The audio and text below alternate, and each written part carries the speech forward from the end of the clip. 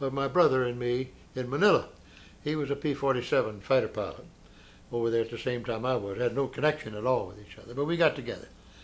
So things were a little quiet. My battery's up on the side, hillside, and we had our own security there, and the battalion was quite a ways away. So we had two little liaison planes that we used for conducting artillery fire, adjusting fire. So nothing was going on much, so I went back to battalion headquarters and said, can I borrow a pilot in one of your planes? Because I couldn't fly. And he said, sure. So let's go find a P-47 base, because I'd seen some of them flying around. So we flew around, and sure enough, in Manila, one of the main bases, there's one, there's a P-47, or several of them, landed. So we landed, and I commandeered a Jeep, said, take me to the officers' club. I was going, well, our mother had told us, our mother had written and said, I didn't know it, I didn't know he was over there, told each of us that we were there in the Philippines. Well, I'd seen the P-47. Right. So I commandeered a Jeep and said, take me to the officers' club. I figured that's where I'd see him drinking beer, So I was heading out toward the officers' club, and I heard somebody call my name. I looked over there, and he was sitting on the pot in a latrine. They had these huge latrines that had a roof and a screen, but it was open, And there was my brother. So we got together, and you have a picture of us standing together. My little cub plane I came. So I said, you got any time off? He said, yeah, I can take a couple of days off. I said, all right, I want you to go back and see my battery. Okay, it'll be fine. So I got up in the air high enough to be able to radio back to the battalion and send the other pilot and the other plane up. So they did. And they landed. So he got in that plane, and so we all take off to go back to my battalion. Our guys were landed on humpback clay roads in between mountains. They didn't have airstrips, our little liaison pilots. They were crazy.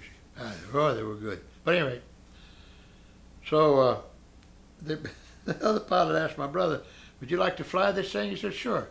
So when he said, I thought he was going to kill me because he's used to the P-47. It's a great big old jug-headed thing with a stick, and he was doing that with that little cup. But we got back. So then I took him up to I went up, took him to my battery, back up, pretty good little ways up the hill. I said, now, brother Harrison, Harrison, I don't think there's any trouble up here. We never know where these Japs are. So we have our own little perimeter. So we were out a little not permanent, but I said, here's a little tent, we're going to cots. We said, there's a hole there in the middle, and here's a steel helmet. If something happens, you put on that helmet. I said, I don't think anything, but if it happens, put on that helmet and jump in that hole. Well, you don't have to worry about me. I don't know. I'm all right. Well, I told the first sergeant, I said, about midnight now, we had a couple of 50 calibers out there at the corner. I said, I want these 50 calibers to cut loose. And somebody holler, here they come. And somebody throw a grenade. And somebody else yell, Banzai. Let's put on a little show for this is my brother, the Air Corps. So they did that. And boy, he jumped in the hole in the hat. And then everybody started laughing. Well, he tells an entirely different story, but this is the truth. So we put him in the plane, took him back the next day.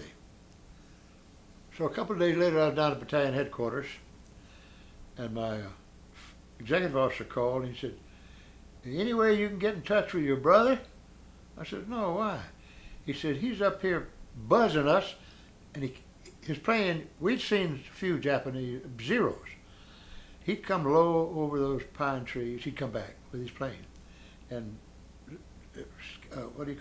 anyway, not dive bomb, but dived them,